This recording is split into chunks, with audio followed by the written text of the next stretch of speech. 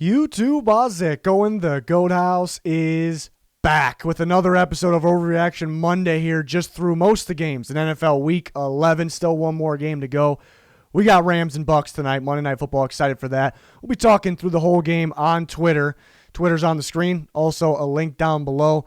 We do this for every game pretty much. So you're going to want to follow that Twitter. A lot of NFL content on there. We have an Instagram, podcast, Patreon link down below for all of that. We're partnered up with a new app called Sided, as you can see below me. There's also links down below for those as well. You debate football, and you can earn points by doing that. And then you can actually win gift cards. There's a leaderboard on there, so pretty cool. We have a page on there, so make sure you search the Goat House, follow us. We got all kinds of interesting NFL polls. If you're new to the channel, full NFL coverage all year long, not just in the season, even in the offseason, we got you covered. So please subscribe. Be much appreciated. Right before we get started, I mentioned that Patreon, link down below for that as well. Bets of the week for NFL, college football, junior score predictions are on there. Updated playoff predictions, a lot. We got a lot on there. A lot of you showing your support. Appreciate you very much. Overreaction Monday. You guys send in your overreactions through our Twitter. Another reason to follow the Twitter. And I pick out some good ones. So I don't know if this one's that great.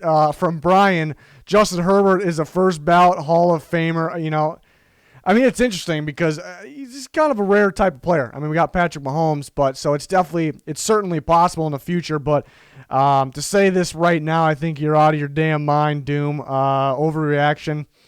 Too early. He's been something though. Justin Herbert been fantastic.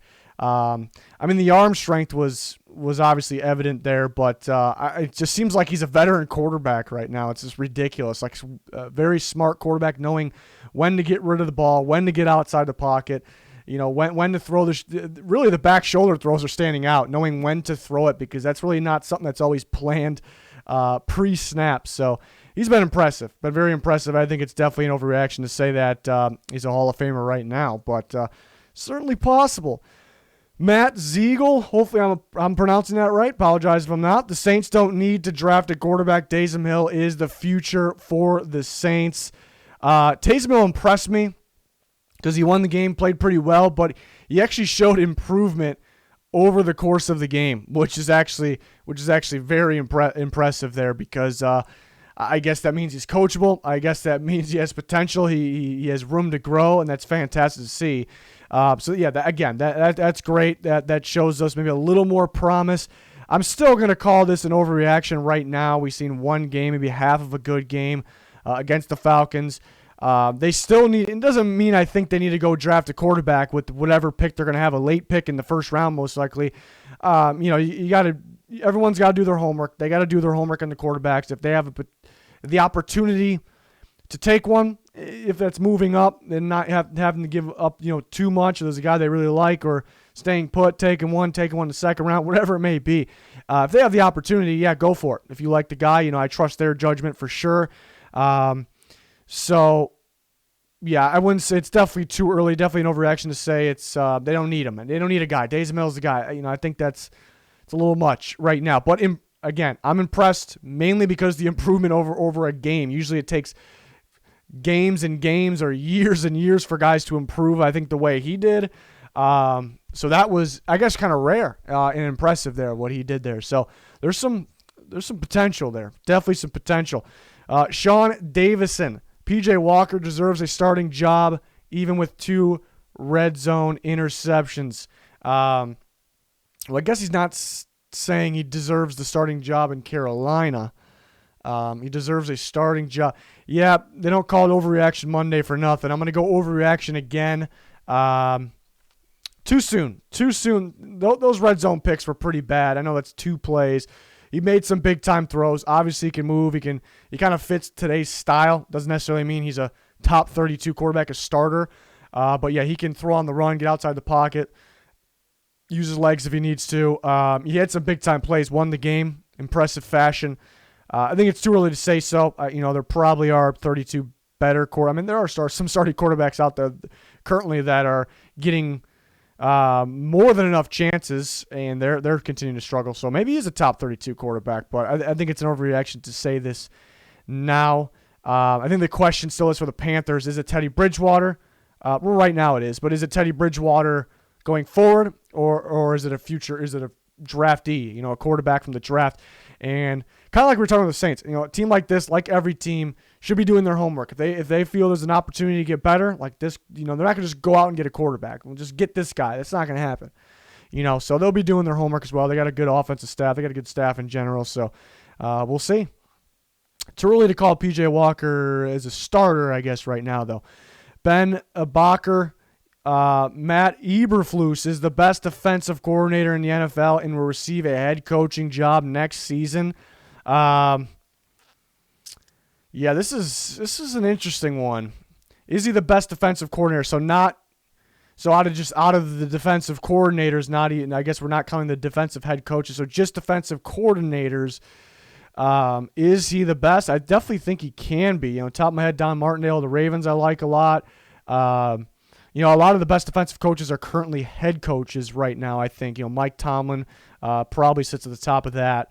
But yeah, I think this is all pretty fair. I'm going to call this fair.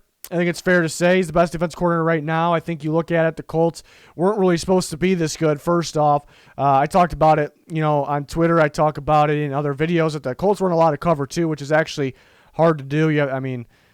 So either their players are just playing great or their coaching is very great. I think it's a mixture of both there because they're executing that better. The other teams that run heavy cover too are just not successful defenses, and there's a reason for that.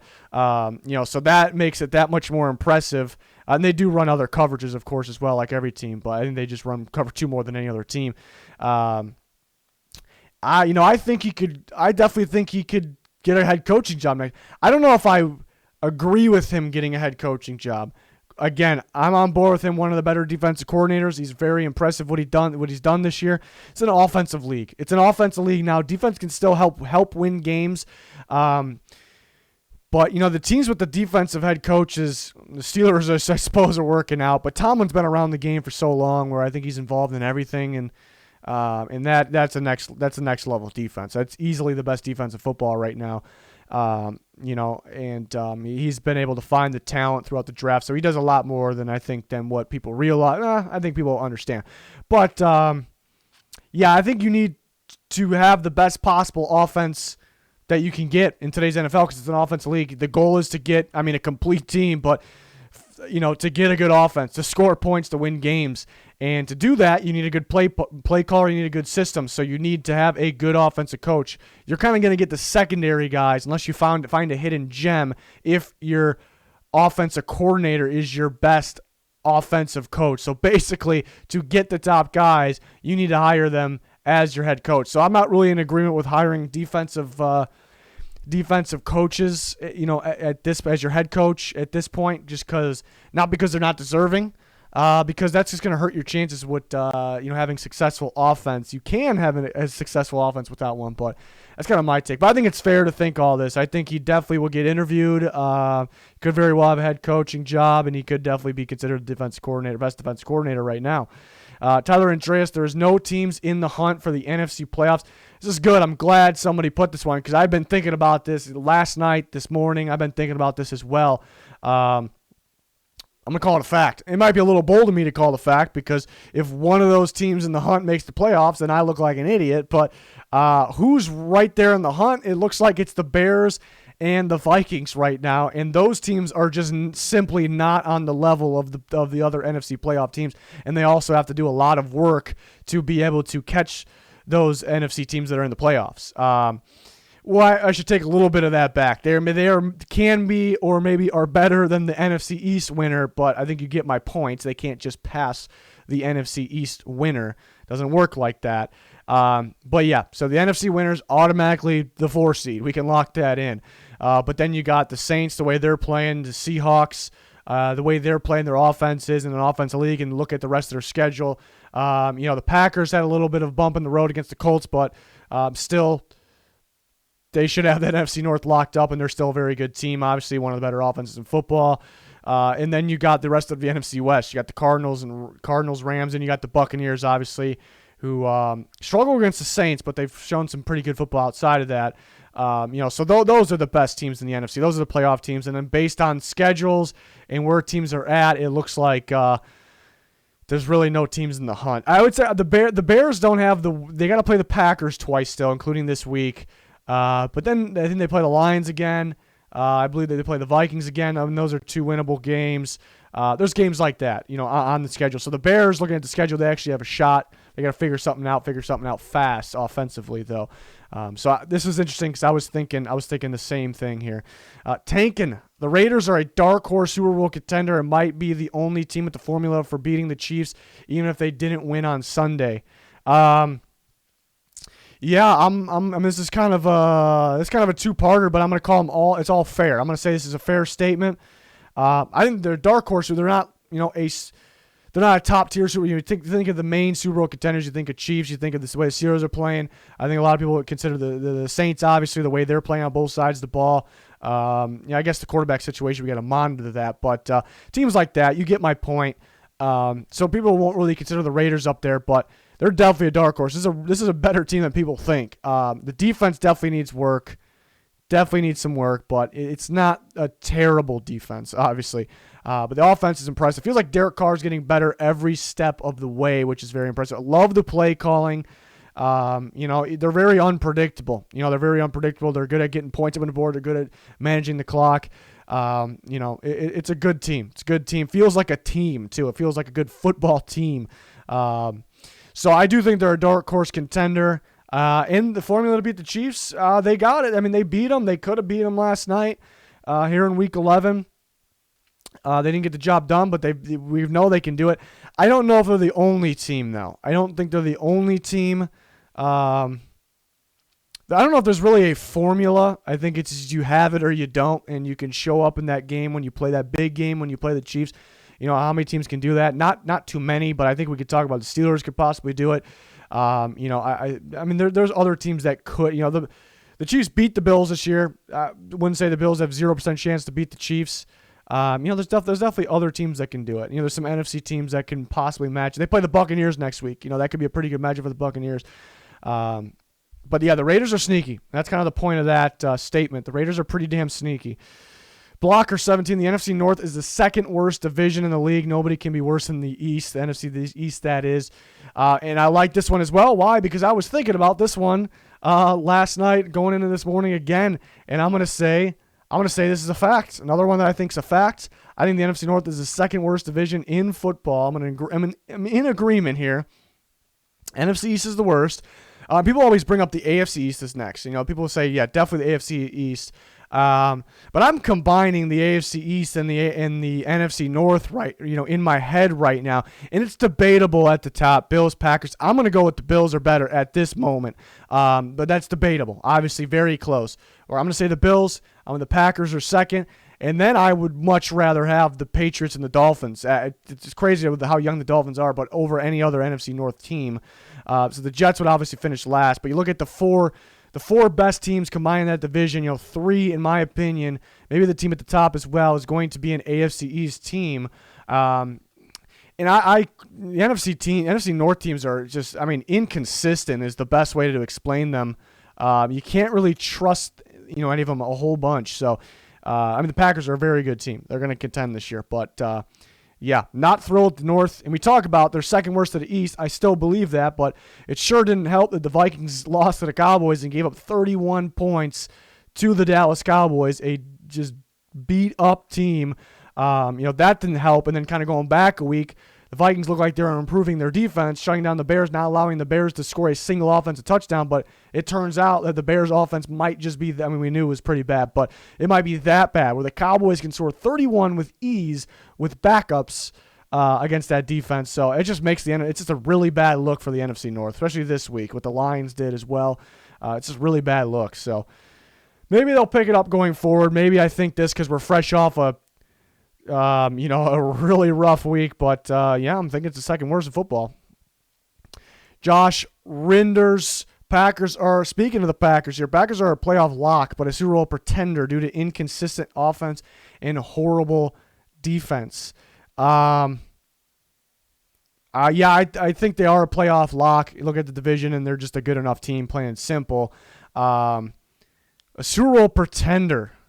I guess it depends on if you mean making the Super Bowl or winning the Super Bowl. Super Bowl pretender. sounds like you're a pretender to win a Super Bowl. I don't know if I want to call this. I almost called it a fact. I'm gonna say fair because the Packers. Depends on what we mean here. The Packers definitely can make the Super Bowl. It's really all about who gets the best run in the NFC playoffs. It's really not who is the best team. Who has the more of the better players on their team, who has more of the better units or better on both sides of the ball. It's not really going to matter when it comes down to the NFC playoffs. It's going to be who has the best run, who makes the least amount of mistakes, which any given Sunday, obviously. So they definitely, and they're good enough too. So I'm not saying they need like a fluke or anything. It could have been a fluke that they lost this week. They turned the ball over 4 times. Who knows?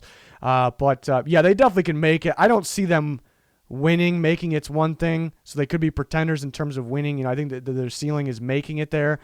But I mean, it's a whole different game when you get to the Super Bowl too. And Rodgers with that experience. And they have like the star talent as well. So who knows? Maybe I'm not saying 0% chance. They definitely can do it. But yeah, they are pretty inconsistent. It's a very good offense, but I don't know if it's an offense. There's not too many I can fully trust, but it's an offense I fully trust based on the inconsistency. Sometimes shutting down a little bit. It's mainly the defense's fault.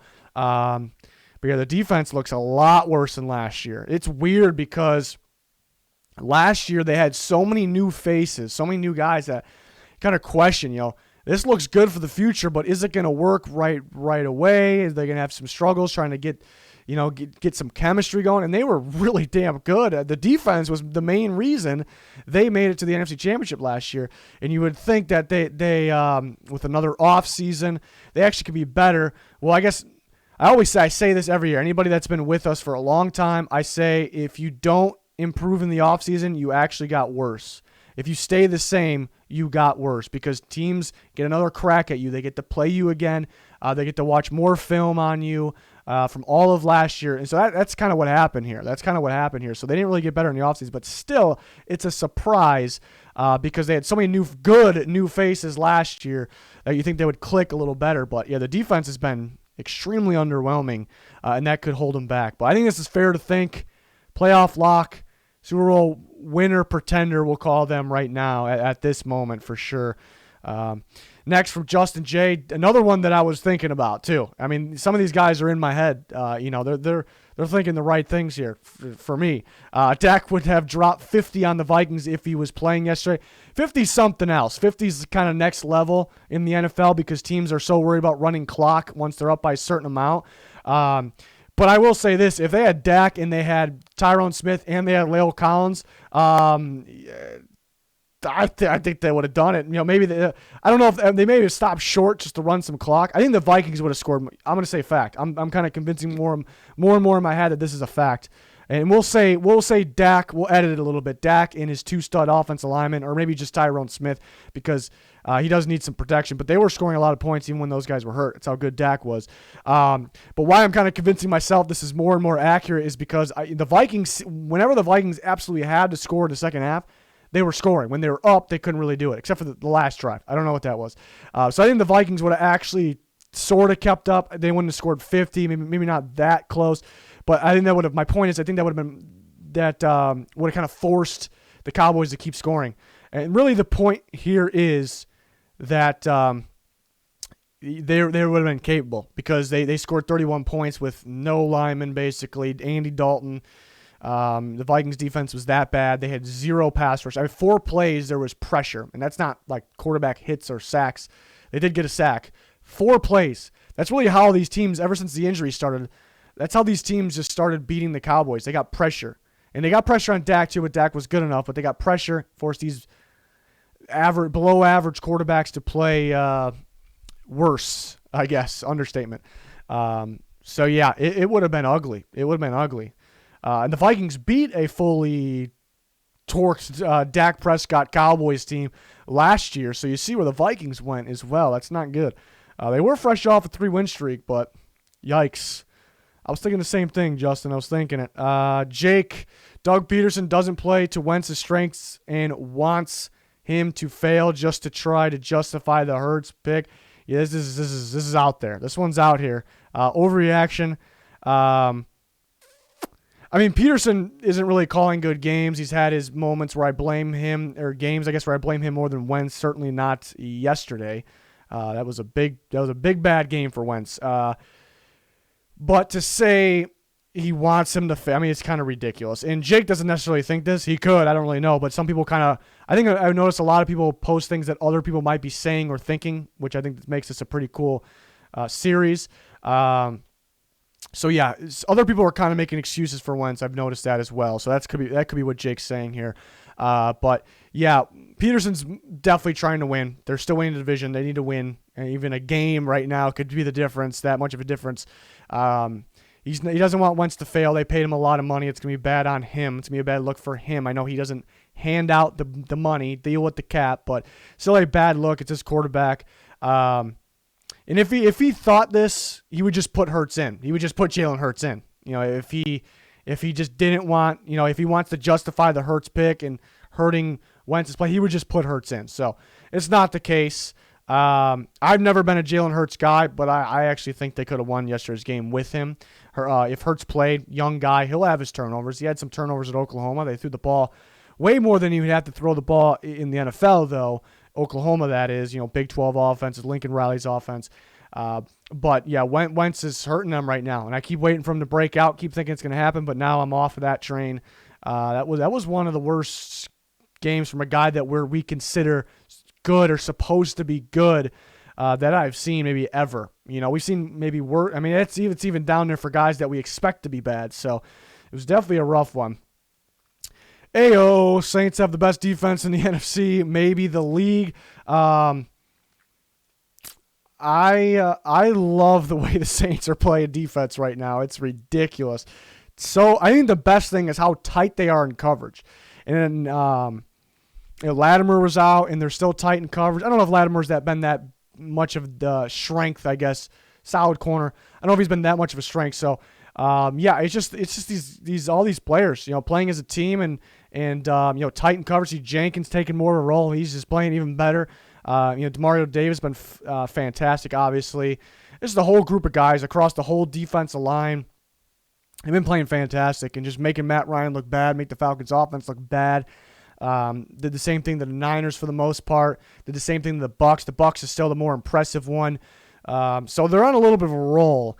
Best defense in the NFC. I think it's fair to say best defense in the NFC. If you're asking me, I'm going to go with the Rams still. I love the Rams defense. They play tonight against the Bucs, so we'll see how they'll do.